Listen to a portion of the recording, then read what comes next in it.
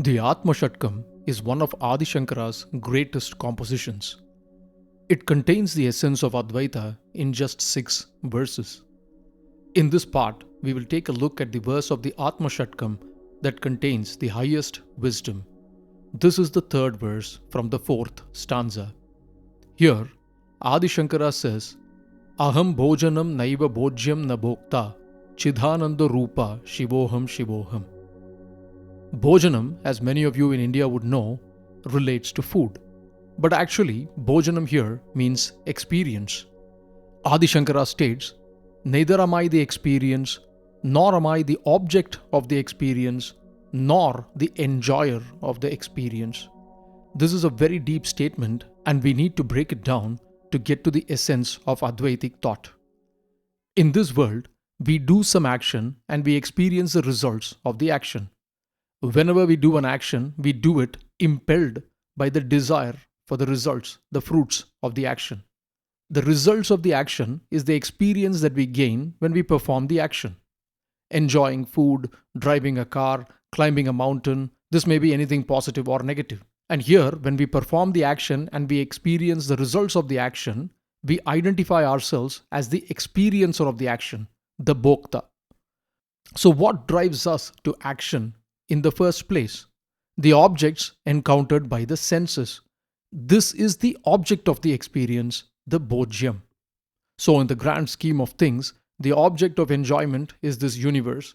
The experiencer is the I, the jiva, the atma covered with ahamkara, vasanas, samskaras, etc.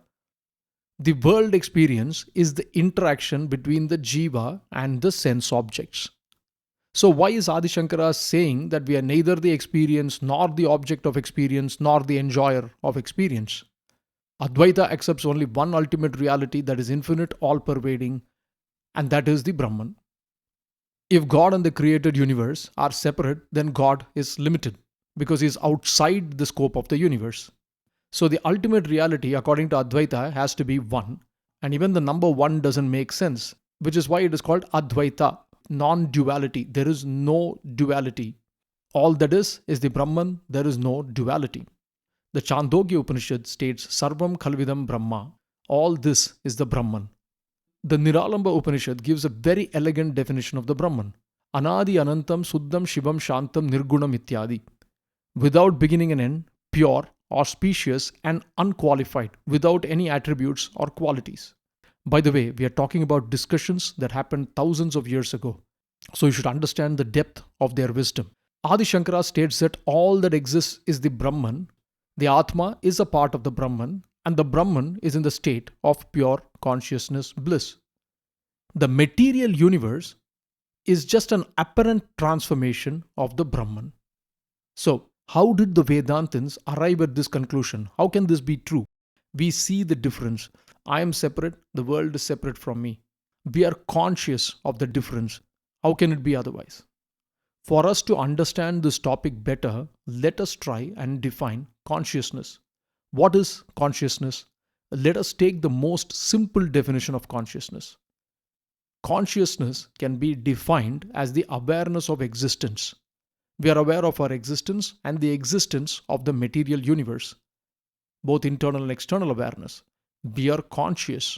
But is this pure consciousness? Is this the state of the Brahman that Advaita is talking about? In order to understand this a little bit better, we need to understand the 3 states of consciousness that we go through every day. We touched upon this previously as well. Everyone goes through these 3 states, hopefully every day, or at least some days. The first state is the waking state. In the waking state, there is awareness and an identity of the self. We are aware of our existence and the existence of the material universe. We can touch and feel the objects with our sense organs, and to us, they are very real. The second state is the dream state. In the dream state, the sense of I is still there. You fall asleep, you enter into the dream state, you see people and objects, but they're not real. When the dreamer wakes up, all these vanish. They exist only in the dreams of the dreamer. To the dreamer, they were very real. But once the dreamer wakes up, they vanish. In the deep sleep state, there is no awareness. But in a way, you can say it is a state of bliss. This is a state devoid of any pain. You go to deep sleep, there is zero awareness. But you wake up and say, I had a deep sleep. I was in a state of bliss. You are conscious of the fact that you were in a state of deep sleep. Awareness does not exist in deep sleep state, but you wake up to the awareness that you had a deep sleep. These are the three states that consciousness goes through. This is what we see in the real world. We see that we go through these three states of consciousness. This cannot be rejected, this cannot be denied. Let us take the first two states. In the dream state, awareness of objects exists, but it is not the right awareness. You're conscious of your dream, but it is in error. These objects are not real and they vanish when you wake up. We know this by direct observation, pratyaksha pramana. So now, Adi Shankara states in the Viveka Chudamani that the waking state is similar to the dream state. This is very important.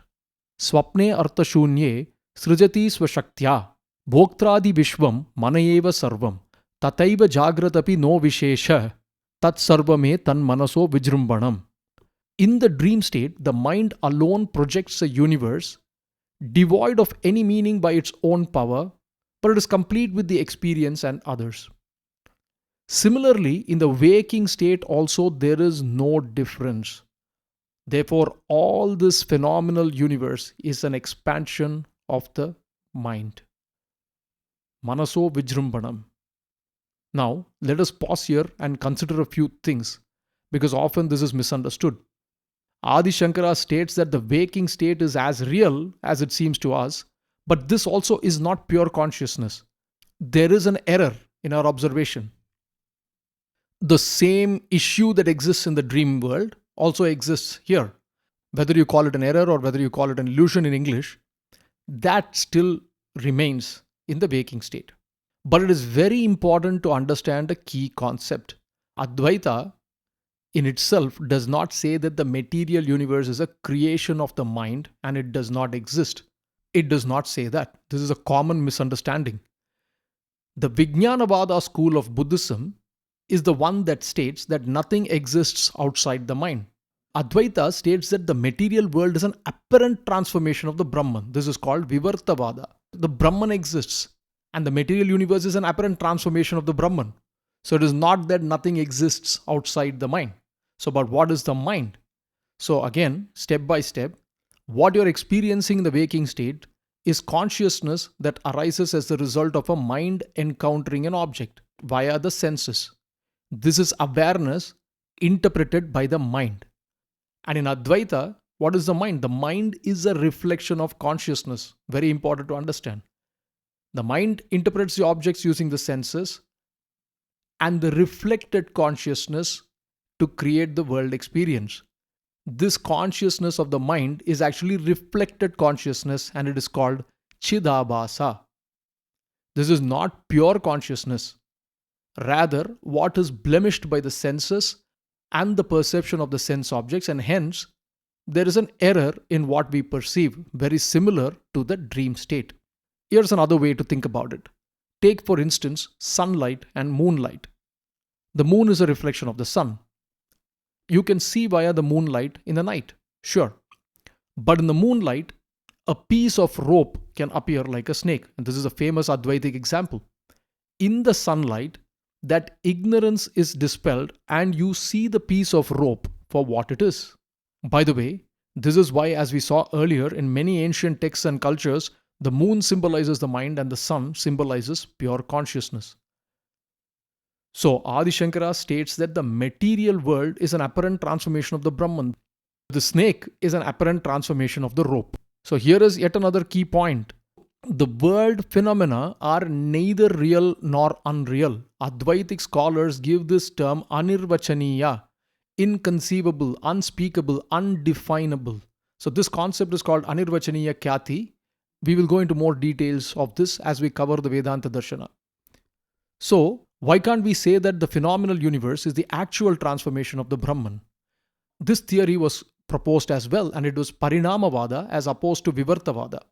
Now, proponents of the Vivartavada that of the apparent transformation, had this argument against stating that the world, the material universe, is the actual transformation of the Brahman. They say if the universe is the actual body of the Brahman, actual transformation of the Brahman, then that leads to some issues. Everything created is subjected to decay. It is created, it exists, and then it decays, it dies. That is pratyaksha pramana, what we see with our eyes every day, be it an inanimate object or a conscious object. So, are we saying that the Brahman is subjected to change and decay? And what about all the negative qualities associated with the universe? Then, how can the Brahman be Anadi, Anantam, Suddham, Shantam, Shivam, Nirgunam? It cannot be infinite and eternal. So, the material universe and the objects encountered by the senses is an apparent transformation of the Brahman. This is the Advaithic position, but two things to note here. Even though various schools of thought had detailed discussions on this topic, enough to fill a few books actually, for most practical reasons, this distinction does not make any difference. And Adi Shankara himself does not get fixated by this. Only the later scholars did. He does not get fixated on whether it is Parinamavada or Vivartavada. So, going back to the verse of the Atma Shatkam, this universe is the Bojyam, the object of experience, which is an apparent transformation of the Brahman. So, what about the experiencer and the experience? Again, let us go to the awareness one has in the waking state. The sense of I is very real in the waking state, and even that is challenged in the dream state. You can be very different in your dream state than in your waking state. You can do many different things in your dream that you would not do in your waking state. And if you take the deep sleep state, this sense of I completely vanishes. So Adi Shankara says, Ahamkara savigneya kartha bhokta abhimanyayam. Know that it is the ego which, identifying itself with the body, becomes the doer or the experiencer. The jiva also, due to ego, identifies itself as the doer or the experiencer of an action, the karta or the bhokta. In reality, all of this is the Brahman, and the Brahman alone is the truth. So, which is why Adi Shankara states, Aham bhojanam naiva bhojyam na bhokta.